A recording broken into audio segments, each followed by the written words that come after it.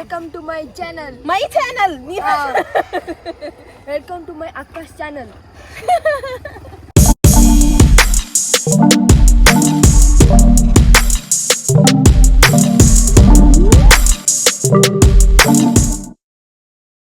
Hello guys, welcome back to my YouTube channel.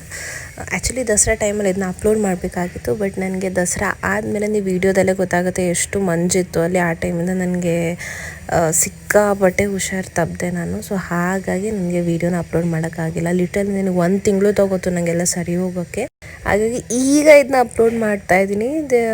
ಎಲ್ಲ Dasara ಮುಗ್ದಾದ್ಮೇಲೆ upload ಮಾಡೋದ್ರಿಂದ ಏನು ಯೂಸ್ ಇಲ್ಲ, ಬಟ್ ಆದರೂ ವೀಡಿಯೋ ಮಾಡಿದ್ದೀನಿ. ದಸರಾ ಹೇಗಿರುತ್ತೆ, ಮಡಿಕೇರಿಯಲ್ಲಿ ದಸರಾ ನಮ್ಮೂರಲ್ಲಿ ಹೇಗಿರುತ್ತೆ ಅಂತ ತೋರಿಸ್ಬೇಕು ಅಂತ ನಾನು ಈ ವಿಡಿಯೋನ ಮಾಡಿದ್ದೆ. ಆ್ಯಕ್ಚುಲಿ ಇದರಲ್ಲಿ 2 ದಿವಸನ ನಾನು ಕವರ್ ಮಾಡಿದ್ದೀನಿ. ಅದರ ಹಿಂದಿನ ದಿವಸ ಗಾಡಿ ಡೆಕೋರೇಷನ್ಸ್ ಇರುತ್ತೆ, ಫುಲ್ ವೆಹಿಕಲ್ ಡೆಕೋರೇಷನ್ ಇರುತ್ತೆ. ಅದಲ್ಲದೆ ಶಾಪ್ಗಳನ್ನೆಲ್ಲ ಡೆಕೋರೇಷನ್, ಲೈಟಿಂಗ್ಸ್ ಎಲ್ಲ ಹಾಕ್ಬಿಟ್ಟು ಡೆಕೋರೇಷನ್ ಮಾಡಿರ್ತಾರೆ. ಗಾಡಿಗಳು ಹೇಗೆ ಅಂದರೆ ದೇವರಾಗಲಿ ಅಥವಾ ಏನೋ ಒಂದು ಥೀಮ್ ವೇಯಲ್ಲಿ ಡೆಕೋರೇಷನ್ ಮಾಡಿರ್ತಾರೆ. ಸೊ ಈ ವಿಡಿಯೋದಲ್ಲಿ ನಾನು 2 ದಿವಸ ಕವರ್ ಮಾಡಿದ್ದೀನಿ, ನೋಡೋಣ.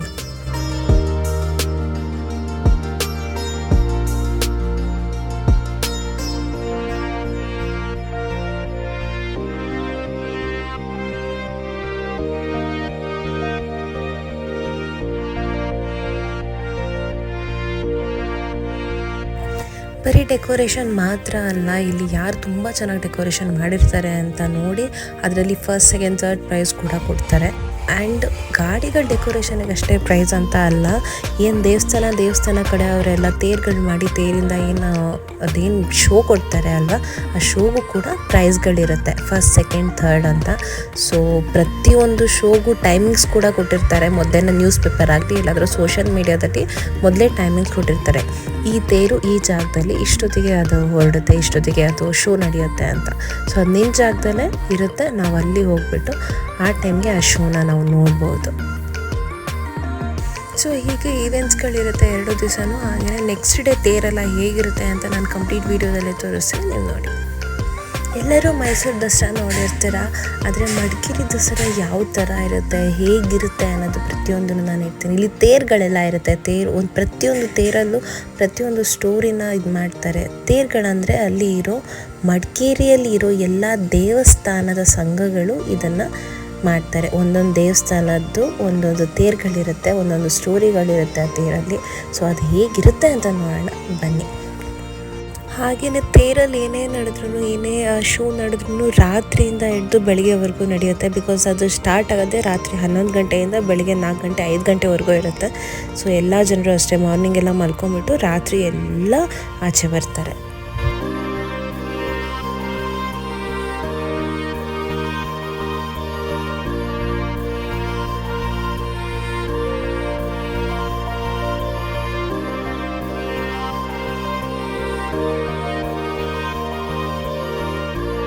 ಎಷ್ಟು ದೂರದಿಂದನೇ ಗಾಡಿಗಳನ್ನೆಲ್ಲ ನಿಲ್ಲಿಸ್ಬಿಟ್ಟು ಅದು ಪೂರ್ತಿ ನಡ್ಕೊಂಡು ಹೋಗಬೇಕು. ಬಿಕಾಸ್ ಪ್ರತಿಯೊಂದು ರೋಡ್ ಮಧ್ಯದಲ್ಲಿ ತೇರುಗಳಿರುತ್ತೆ. ಸೊ ಹಾಗಾಗಿ ತೇರಲ್ಲಿರೋದು ನಾವೇ ಅಲ್ಲಿಗೆ ಹೋಗಿ ಆ ಶೋಗಳನ್ನ ನೋಡಬೇಕು. ಸೊ ಇಲ್ಲಿಂದ ನಾನು ಪ್ರತಿಯೊಂದು ತೇರ್ದು ಶೋನ ಆಗಲಿ ಬಿಟ್ಸ್ ಎಲ್ಲ ತೋರಿಸ್ಕೊಂಡು ಹೋಗ್ತೀನಿ, ನೋಡಿ ಎಂಜಾಯ್ ಮಾಡಿ.